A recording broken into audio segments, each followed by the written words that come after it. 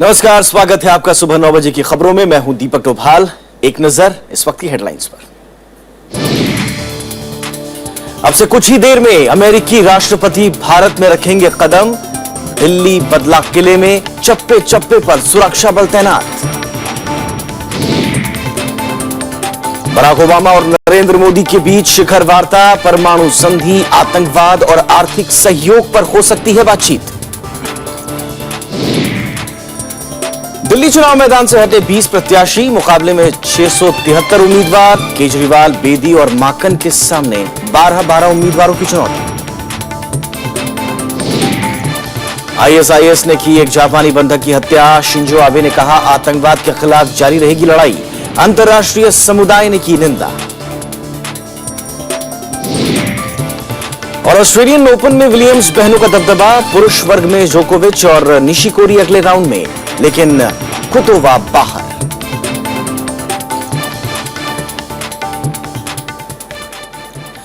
और सबसे पहले खबरें देखते हैं अमेरिकी राष्ट्रपति बराक ओबामा के भारत दौरे से जुड़ी हुई।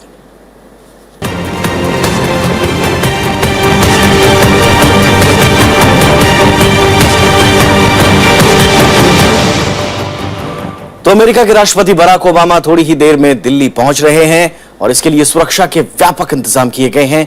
दिल्ली पुलिस और अर्धसैनिक बलों के जवान पूरी तरह से पूरी दिल्ली में मुस्तैद हैं और इसके साथ ही खुफिया एजेंसियों और सुरक्षा एजेंसियां लगातार तैनात हैं। निगरानी लगातार हो रही है। हवाई अड्डे पर राष्ट्रपति ओबामा का स्वागत केंद्रीय ऊर्जा मंत्री पीयूष गोयल करेंगे।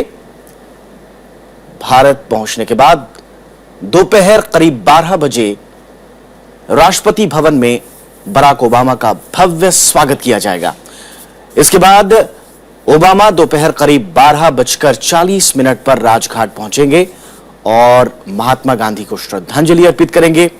इसके बाद बराक ओबामा और प्रधानमंत्री नरेंद्र मोदी हैदराबाद हाउस में वॉक विद टॉक कार्यक्रम में हिस्सा लेंगे।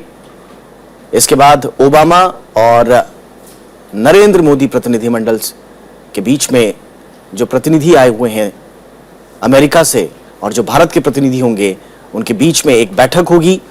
बैठक के बाद 4:10 पर दोनों नेता संवाददाताओं को संबोधित करेंगे। यह कार्यक्रम अब आपको बता रहे हैं राष्ट्रपति बराक ओबामा का। बराक ओबामा राष्ट्रपति प्रणब मुखर्जी के साथ आधिकारिक भोज में शामिल होने राष्ट्रपति भवन जाएंगे। 26 जनवरी को अमेरिकी राष्ट्रपति बराक ओबामा गणतंत्र दिवस समारोह के मुख्य अतिथि हैं और इसमें 26 जनवरी को वो शिरकत करने भारत आए हैं और इस बीच तमाम द्विपक्षीय बातचीत होने की भी संभावना है। हम आपको जो कार्यक्रम है बराक ओबामा का वो लगातार बता रहे हैं। और चलिए चलते हैं अपने संवाददाता प्रणव गोस्वामी का रुख करते हैं जो इस वक्त पालम एयरपोर्ट पर मौजूद हैं। प्रणव, जाहिर तौर पर हम पिछले कई दिनों से देख रहे हैं सुरक्षा जो है वो बहुत ज्यादा व्यापक की गई है, अभूतपूर्व जिसे कहा जा रहा है। 7 लेयर सिक्योरिटी जोन बनाया गया है राष्ट्रपति की सुरक्षा के लिए और उनके साथ जो मेहमान आए हैं। फिलहाल क्या स्थिति आप देख रहे हैं? कब तक बराक ओबामा वहां पहुंचेंगे और किस तरह की सुरक्षा है वहां पर? जी देखिए, ये जो पालम जो ये टेक्निकल एरिया जहाँ पे एयरफोर्स स्टेशन है, जो ठीक मेरे पीछे यहाँ पर आप देख सकते हैं, यहाँ पर अब से थोड़ी देर में बराक ओबामा अमेरिकी राष्ट्रपति वो यहाँ पर आ जाएंगे। उससे पहले जो उनकी जो गाड़ियों का जो काफिला है वो यहाँ पर पहले ही पहुंच चुका है। जो अमेरिका से आए जो अधिकारी हैं, जो यूएस जो सेक्रेटरी सर्विसेज के जो अधिकारी है वो यहाँ पर पहुंच चुके हैं। ये मुख्य द्वार जो आपको दिखाई दे रहा है, यहाँ पर फिलहाल हमें जो मीडिया है उनके कैमरों को 100 मीटर दूर लगाया गया है, उससे भीतर जाने की इजाजत नहीं दी गई है। लेकिन ये जो गेट है, यहाँ आप देख सकते हैं कि आने जाने वाली जो गाड़ियां हैं वहां फिलहाल जो निजी गाड़ियां वो आ जा रही हैं, लेकिन थोड़ी देर बाद इस पूरे रास्ते को भी ब्लॉक कर दिया जाएगा।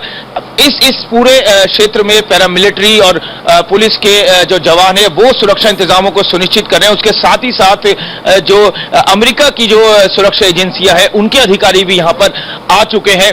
10 बजे का जो शेड्यूल टाइम है वो उम्मीद की जा रही है कि वहां पर अमेरिकी राष्ट्रपति बराक ओबामा उतर जाएंगे। मौसम फिलहाल साफ है, थोड़े बहुत बादल जरूर छाए हुए हैं, लेकिन ये उम्मीद की जा रही है वो अपने तय वक्त से यहां पर पहुंच जाएंगे। अभूतपूर्व इंतजाम, जैसा कि आपने कहा, इस पूरे रास्ते से जो राष्ट्रपति भवन तक जहां पर कि बराक ओबामा जाएंगे, प्रणब मुखर्जी राष्ट्रपति उनका स्वागत करेंगे, इस पूरे रास्ते को चप्पे चप्पे को किले में तब्दील कर दिया गया है। तमाम ये जो एजेंसियां हैं, चाहे वो भारत की हो सुरक्षा एजेंसियां या फिर यूएस की हो, वो सब ये सुनिश्चित करें कि कहीं किसी भी तरह से सुरक्षा में कहीं थोड़ी सी भी कोई कोताही न रह जाए। जाहिर सी बात है, बड़ा मौका है, अमेरिकी राष्ट्रपति आ रहे हैं और इसलिए भी ये ज्यादा इस लिहाज से और ज्यादा महत्वपूर्ण हो जाता है क्योंकि ये पहले अमेरिकी राष्ट्रपति होंगे जो कि गणतंत्र दिवस समारोह में मुख्य अतिथि के तौर पर शामिल हो रहे हैं और साथ ही साथ दोनों देशों के रिश्तों को लेकर भी बहुत सारी अहम बातचीत होगी। बातचीत होने की संभावना। बहुत बहुत शुक्रिया इस तमाम जानकारी के लिए प्रणव। तो प्रणव जुड़े थे पालम एयरपोर्ट से। आपने देखा कि वहां पर जो टेक्निकल एरिया है पालम एयरपोर्ट का, वहां पर अब से कुछ देर बाद यानी कि करीब 10 बजे बराक ओबामा का जो विमान है वो लैंड करेगा। सुरक्षा के व्यापक इंतजाम किए गए हैं। हालांकि पहले राष्ट्रपति भवन जाएंगे बराक ओबामा, जहां पर उनका आधिकारिक स्वागत किया जाएगा राष्ट्रपति की ओर से, लेकिन इसके बाद 12:40 पर राजघाट महात्मा गांधी को श्रद्धांजलि देने राष्ट्रपति बराक ओबामा जाएंगे। वहां पर किस तरह के हालात हैं, क्या कुछ सुरक्षा व्यवस्था है, ये जानने के लिए हम रुख करते हैं अपने संवाददाता रविंद्र सिंह शौरान का। रविंद्र, राजघाट पर किस तरह के इंतजाम हैं?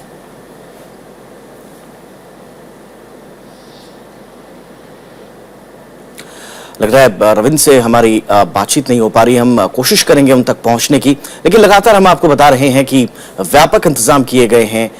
चप्पे चप्पे पर सुरक्षा बल तैनात हैं। हर आने जाने वाले पर कड़ी निगरानी रखी जा रही है और अब तो यह भी बताया जा रहा है कि भारतीय सिक्योरिटी फोर्सेस के साथ साथ अमेरिकी स्पेशल फोर्सेस के और खासकर जो इंटेलिजेंस एजेंसी अमेरिकी, उसके 500 जो एजेंट्स हैं उनके साथ मिलकर निगरानी व्यवस्था की जा रही है पूरी दिल्ली में। रविंद्र इस वक्त हमारे साथ जुड़ गए हैं राजघाट से। रविंद्र, क्या कुछ इंतजाम किए गए हैं राजघाट पर सुरक्षा को लेकर? देखिए दीपक, सुरक्षा के बहुत कड़े इंतजाम यहाँ पे किए गए हैं। करीब करीब जो दिल्ली में है वो 7 टियर सुरक्षा फिलहाल हम लोग देख पा रहे हैं, जिसमें आर्मी से लेके बीएसएफ, सीआरपीएफ, सीआईएसएफ और दिल्ली पुलिस से लेके एनएसजी, ये तमाम लोग सुरक्षा यहाँ पे रहेगी। 7 टियर की सुरक्षा है और किसी भी तरीके से यहाँ पे जो है कोई भी खामी रहे इसकी ना रहे, इसके लिए पूरे प्रयास किए जा रहे हैं। मीडिया को भी काफी दूरी पे रखा गया है। अब आप लोग देख सकते हैं कि मीडिया का जमावड़ा यहाँ पे दूर है। ये जो मेरे राइट हैंड साइड में है, ये पूरा ये रोड है महात्मा गांधी मार्ग, जो कि दिल्ली का रिंग रोड कहा जाता है। ये देख रहे हैं कि बिल्कुल सुनसान आज पड़ा हुआ है, क्योंकि सुरक्षा के दृष्टिकोण से बेहद जरूरी है इस रोड को खाली करना। यहां से सिर्फ जो जरूरी वाहन है उनका आवागमन हो रहा है। यहाँ पे राष्ट्रपति ओबामा 12:30 बजे पहुंचेंगे। उसके बाद वो राजघाट पे नमन करेंगे महात्मा गांधी की समाधि को और उसके बाद जो है 12:35 पे कार्यक्रम रखा गया है, जिसमें एक पौधा लगाएंगे राष्ट्रपति। शायद वो यादगार रहेगा उनके यहाँ आने की विजिट के लेकर। यहां से सीधा जो है राष्ट्रपति ओबामा प्रधानमंत्री नरेंद्र मोदी से मिलने के लिए हैदराबाद हाउस चले जाएंगे और वहां उन लोगों की एक बायलैटरल डिस्कशन होगी, बायलैटरल टॉक होगी, जिसके बाद एक डेलीगेशन लेवल टॉक भी होने वाली है। 3 बजे जो है मीडिया को संबोधित करेंगे राष्ट्रपति ओबामा और प्रधानमंत्री नरेंद्र मोदी दोनों साथ। बहुत बहुत शुक्रिया रविंद्र इस तमाम जानकारी के लिए। तो ये था शेड्यूल, कब किस तरह से बराक ओबामा, आज पूरा दिन भर का क्या कार्यक्रम रहेगा, ये हमने आपको बताया। फिलहाल कुछ मुद्दों की बात करें तो अमेरिका के राष्ट्रपति बराक ओबामा ने 21वीं सदी में भारत अमेरिका संबंधों को और मजबूत होने की उम्मीद जताई है। 66वें गणतंत्र दिवस की पूर्व संध्या पर भारत के राष्ट्रपति प्रणब मुखर्जी को भेजे बधाई संदेश में उन्होंने भारत के सफल लोकतंत्र की तारीफ की है।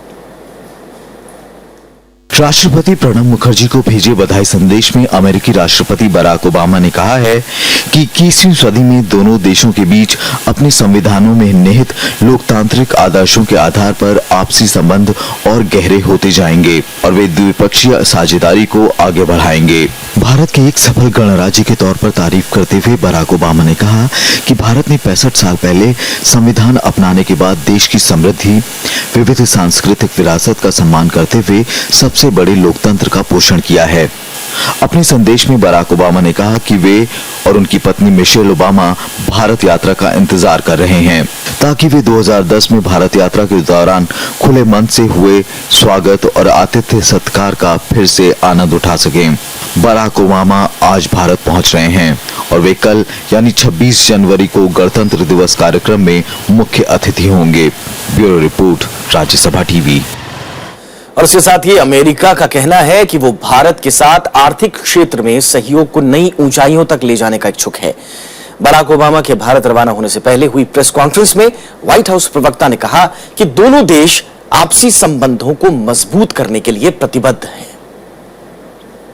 बराक ओबामा के एयरफोर्स वन में बैठने से पहले व्हाइट हाउस ने अमेरिकी राष्ट्रपति की भारत यात्रा को लेकर उत्साह के बारे में बात की।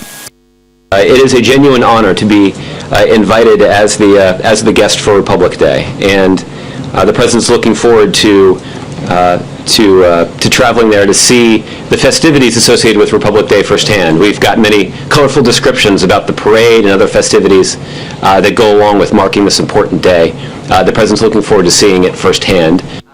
मेक इन इंडिया के बारे में पूछे जाने पर प्रवक्ता ने कहा कि दोनों देश एक दूसरे की आर्थिक खुशहाली में सहयोग करने के इच्छुक हैं। Because there are tremendous economic opportunities for American businesses in India, and we are interested in strengthening those ties, both for the benefit of the Indian people, but he's the American president, and he's most interested in strengthening those ties to benefit the American people. And certainly the opportunity, the business opportunity that exists in India serves as a good opportunity to do exactly that. अमेरिकी प्रवक्ता ने कहा कि Barack Obama और प्रधानमंत्री नरेंद्र मोदी के बीच आपसी समझ बहुत अच्छी है, जिसके चलते हम कुछ बड़े परिणामों की उम्मीद कर सकते हैं। Bureau report, Rajya Sabha TV. और अमेरिका के राष्ट्रपति बराक ओबामा के भारत दौरे पर सबकी निगाहें हैं। ये दौरा सरकार के मेक इन इंडिया मिशन को और दोनों देशों के सामरिक और आर्थिक संबंधों के लिहाज से भी बेहद अहम माना जा रहा है। इस दौरे से भारत को अमेरिकी पूंजी निवेश में बढ़ोतरी की भी उम्मीद है। बराक ओबामा दिल्ली के लिए रवाना हो चुके हैं। वो रविवार की सुबह करीब 10 बजे दिल्ली पहुंचेंगे। हवाई अड्डे पर उनकी आगवानी ऊर्जा राज्य मंत्री पीयूष गोयल और विदेश सचिव सुजाता सिंह करेंगी। ओबामा की इस यात्रा से भारत को काफी उम्मीदें हैं। I could say we see the visit of President Obama to India as strengthening our ties across the full breadth of our full spectrum relationship. Ties between our governments, ties between our people, and ties between our institutions. 25 जनवरी को प्रधानमंत्री नरेंद्र मोदी के साथ Obama की शिखर वार्ता होगी। इसमें दोनों देशों के बीच कई समझौतों पर हस्ताक्षर होने की उम्मीद है। ये समझौते रक्षा, स्वच्छ ऊर्जा, व्यापार, स्वास्थ्य, शिक्षा और उच्च तकनीक से जुड़े हैं। तकनीक का विकास, उत्पादन और फिर हस्तांतरण इन समझौतों का केंद्र बिंदु है। I think technology cooperation, I should say rather, is an important component in all these segments. दोनों देशों के बीच पहले से मौजूद डिफेंस फ्रेमवर्क एग्रीमेंट को अगले 10 साल के लिए और आगे बढ़ाने के समझौते पर भी हस्ताक्षर होंगे। इसमें रक्षा उपकरणों के संयुक्त निर्माण और जो फुल स्पेक्ट्रम रिलेशनशिप है उनको आगे बढ़ाने की ओर देख रहा है भारत। अखिलेश सुमन का रुख करते हैं हमारे संवाददाता हैदराबाद हाउस से इस वक्त हमारे साथ जुड़ गए हैं। अखिलेश, ये काफी दिनों से एक बहस चल रही है कि भारत और अमेरिका के रिश्तों का एक नया आयाम स्थापित होने जा रहा है, लेकिन जो फोकस पॉइंट रहेंगे आज की वार्ता में हैदराबाद हाउस में जो होने वाली है, क्या मेन मुद्दे रहेंगे भारत के लिहाज से? देखिए, फोकल पॉइंट अगर कहें तो फोकल पॉइंट न्यूक्लियर समझौता जो हुआ है भारत और अमेरिका के बीच में, यह एक केंद्र बिंदु है जिसकी भारत को भी जरूरत है और जिसकी अमेरिका को सख्त जरूरत है। अमेरिका जिस आर्थिक मंदी से इधर के दिनों में गुजरा है, वैसे में उसके यहाँ जो उच्च तकनीक है, उच्च तकनीक के बाहर जाकर लगाने और उसके आधार पे जो अपने यहाँ के जो पूंजीपति हैं उनके पास पैसा है, इसके लिए न्यूक्लियर समझौता होना बहुत जरूरी है। यह एक मुख्य बात है जिस पर लंदन में अभी बात चल रही थी और लंदन में बातचीत में जो दो मुख्य बातों जिन पे अड़चन आ रही थी कि अमेरिका यह चाह रहा था कि वो जो तकनीक दे, परमाणु उपकरण दे या यूरेनियम दे, परमाणु ईंधन दे, वह कहां उपयोग हो रहा है इस बात की पूरी जानकारी उसके पास हो, इसकी पूरी ट्रैकिंग हो। भारत इसके लिए तैयार नहीं था।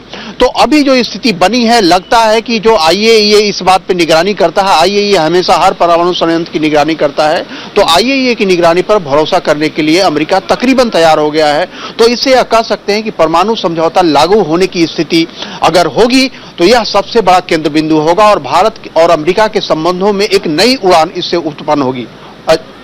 और मेक इन इंडिया से हम क्या एक्सपेक्ट करें? हमने जो प्रोग्राम अभी शुरू किया है, पूरी दुनिया को हम आमंत्रित कर रहे हैं और जाहिर तौर पर अमेरिका को आमंत्रित करने का एक बड़ा मौका यहां पर है, रूबरू हो के आसपास। मेक इन इंडिया के लिहाज से कितनी एक्सपेक्टेशंस हमको रखनी चाहिए?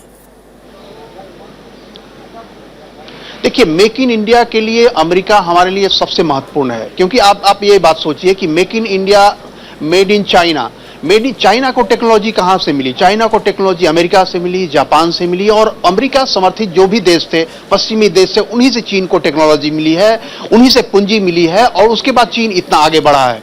तो अमेरिका उसकी कुंजी है। आपको याद होगा कि जापान गए थे प्रधानमंत्री नरेंद्र मोदी, जापान ने बहुत सारे पूंजी और तकनीक देने के वादे किए, लेकिन अभी तक उसमें कोई प्रगति नहीं हुई है। ऑस्ट्रेलिया गए, ऑस्ट्रेलिया से भी बात है, कोई प्रगति नहीं हुई है। तो उन सब की कुंजी अमेरिका के रास्ते से अखिलेश, मैं इस वक्त आपको रोकना चाहूंगा। आइए सुनते हैं विदेश मंत्रालय के प्रवक्ता सैयद अकबरुद्दीन इस वक्त क्या कह रहे हैं, उनको सुनते हैं जरा। About the liability law which recently took place in London, can you give us a brief idea? Can we expect agreement on this issue during the visit? I can tell you that since the contact group was formed by President Obama and Prime Minister Modi, substantial progress has been made on that issue. When the two leaders meet today, we hope for an outcome which is a win-win situation both for us and for the United States. So last question, briefly, can you just tell us what can we expect? Hard. You can expect a very historic visit of President Obama to India. We've all been working for it, and it's only a matter of time before you know the results. Thank you very much. तो अकबरुद्दीन बड़े ही नपे तुले शब्दों में कह रहे हैं, लेकिन एक बात जो महत्वपूर्ण कही और जो एक्सपेक्ट कर रहे हैं हम लोग, वो है win win situations for both side. तो कुल मिला के यही एक्सपेक्ट किया जा रहा है कि बराक ओबामा जब आएंगे तो भारत और अमेरिकी द्विपक्षीय संबंधों को न सिर्फ एक नया आयाम मिलेगा, बल्कि ये यात्रा कई मायनों से, कई लिहाज से ऐतिहासिक भी रहेगी। फिलहाल रुकते हैं छोटे से ब्रेक के लिए। ब्रेक के बाद भी 9 बजे की खबरों का सफर जारी रहेगा।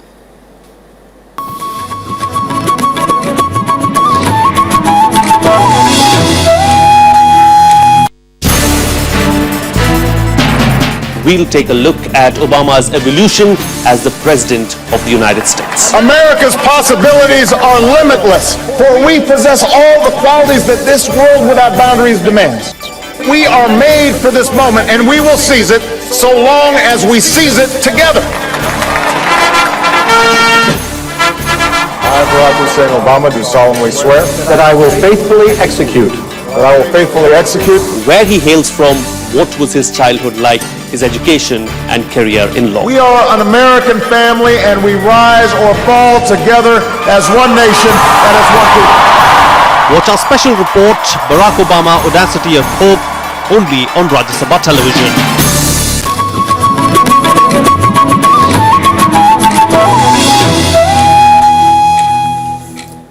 दिल्ली विधानसभा की 70 सीटों पर इस बार 673 उम्मीदवार दांव आजमा रहे हैं। शनिवार को नाम वापसी के आखिरी दिन 20 उम्मीदवारों ने अपने नाम वापस ले लिए। सभी सीटों पर 7 फरवरी को वोटिंग होनी है। दिल्ली विधानसभा चुनाव की कड़ी में शनिवार नाम वापसी का आखिरी दिन था।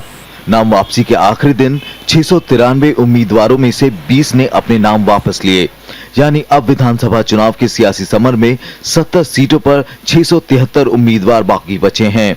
चुनाव आयोग के मुताबिक सबसे ज्यादा 18 उम्मीदवार बुराड़ी विधानसभा सीट से तकदीर आजमाएंगे, जबकि अंबेडकर नगर सीट पर सबसे कम 4 प्रत्याशी हैं। विधानसभा चुनाव की सबसे ज्यादा चर्चित सीटों में से नई दिल्ली विधानसभा सीट पर आम आदमी पार्टी के नेता अरविंद केजरीवाल, कांग्रेस की किरण वालिया और बीजेपी की नुपुर शर्मा समेत 13 प्रत्याशी हैं। कृष्णानगर विधानसभा सीट पर बीजेपी की मुख्यमंत्री पद की उम्मीदवार किरण बेदी समेत 13 उम्मीदवार मैदान में हैं। सदर बाजार विधानसभा क्षेत्र में कांग्रेस के प्रचार समिति के अध्यक्ष अजय माकन समेत 13 उम्मीदवार दांव आजमाएंगे। दक्षिण दिल्ली की ग्रेटर कैलाश विधानसभा सीट पर आम आदमी पार्टी के उम्मीदवार और पूर्व परिवहन मंत्री सौरभ भारद्वाज, कांग्रेस की शर्मिष्ठा मुखर्जी समेत 8 प्रत्याशी मैदान में बचे हैं। इस बीच दिल्ली राज्य निर्वाचन आयोग ने दिल्ली मेट्रो रेल कॉरपोरेशन यानी डीएमआरसी से कहा है कि वो मेट्रो रेल और मेट्रो फीडर बसों में सभी पार्टियों और उम्मीदवारों को प्रचार सामग्री लगाने के लिए एक समान अवसर मुहैया कराए। विधानसभा की 70 सीटों पर 7 फरवरी को वोटिंग होगी।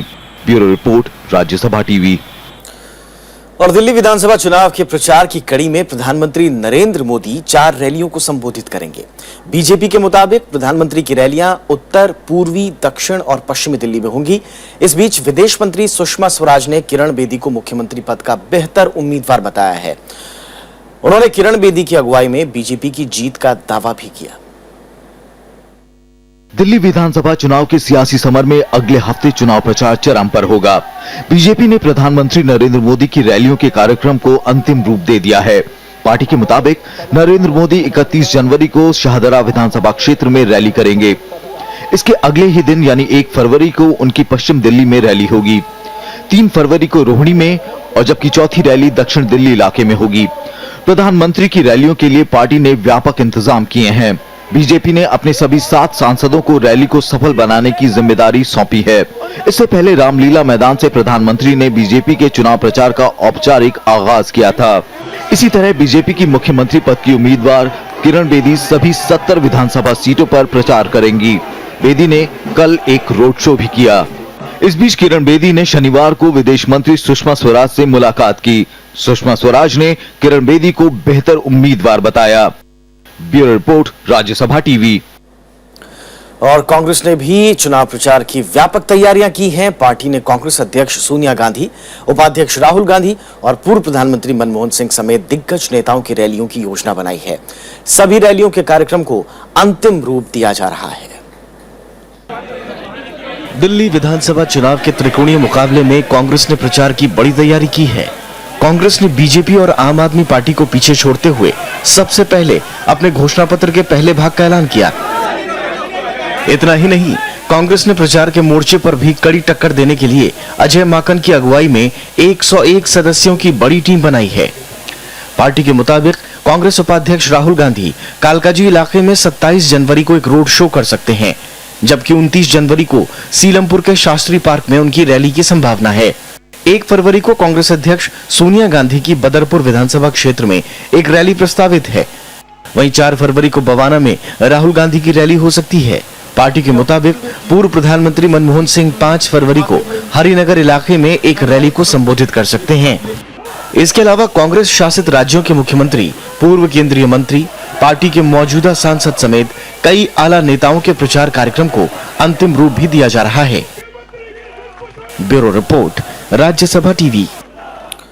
और अब कुछ अंतर्राष्ट्रीय खबरें। जापान के प्रधानमंत्री शिंजो अबे ने हरान युकुवा की हत्या की निंदा की है और इस्लामिक स्टेट से दूसरे अगवा जापानी नागरिक को रिहा करने की मांग की है। साथ ही शिंजो अबे ने साफ किया कि आतंकवाद के खिलाफ उनकी लड़ाई जारी रहेगी। आपको बताएं कि इस्लामिक स्टेट ने बंधक बनाए गए 2 जापानी नागरिकों में से एक हरान युकुवा की हत्या का वीडियो जारी किया था। जापान ने इस्लामिक स्टेट की ओर से अगवा किए गए जापानी नागरिक हरान युकुवा की हत्या की पुष्टि कर दी है। जापान के प्रधानमंत्री शिंजो अबे ने कैबिनेट की बैठक बुलाई और हालात की समीक्षा की। उन्होंने इस घटना की निंदा की।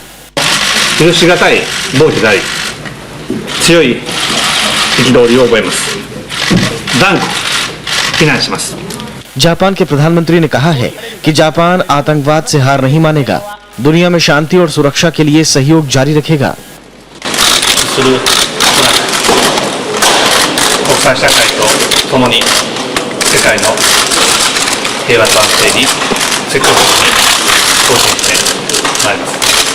कई देशों ने आतंकवादियों की इस बर्बर हरकत की निंदा की है और दूसरे बंधक केंजी गोटो की रिहाई की अपील की है। दोनों जापानी बंधकों की फिरौती के रूप में इस्लामिक स्टेट ने $20 करोड़ की मांग की थी। मंगलवार को जारी वीडियो में आतंकियों ने 72 घंटे में पैसे नहीं मिलने पर उनकी हत्या की धमकी दी थी। 23 जनवरी को यह समय सीमा खत्म हो गई। आईएस ने जापानी पत्रकार केंजी गोटो और निजी सुरक्षा सलाहकार हरान युकुवा को पिछले दिनों अगवा कर लिया था। Bureau report, Rajya Sabha TV. इसी के साथ सुबह 9 बजे की खबरों के सफर में इतना ही, लेकिन चलते चलते हेडलाइंस एक बार फिर से। अब से कुछ ही देर में अमेरिकी राष्ट्रपति भारत में रखेंगे कदम। दिल्ली बदला किले में चप्पे चप्पे पर सुरक्षा बल तैनात। बराक ओबामा और नरेंद्र मोदी के बीच शिखर वार्ता। परमाणु संधि, आतंकवाद और आर्थिक सहयोग पर हो सकती है बातचीत। दिल्ली चुनाव मैदान से हटे 20 प्रत्याशी, मुकाबले में 673 उम्मीदवार। केजरीवाल, बेदी और माकन के सामने 12-12 उम्मीदवारों की चुनौती। आईएसआईएस ने की एक जापानी बंधक की हत्या। शिंजो आबे ने कहा, आतंकवाद के खिलाफ जारी रहेगी लड़ाई। अंतर्राष्ट्रीय समुदाय ने की निंदा। और ऑस्ट्रेलियन ओपन में विलियम्स बहनों का दबदबा। पुरुष वर्ग में जोकोविच और निशिकोरी अगले राउंड में, लेकिन क्विटोवा बाहर।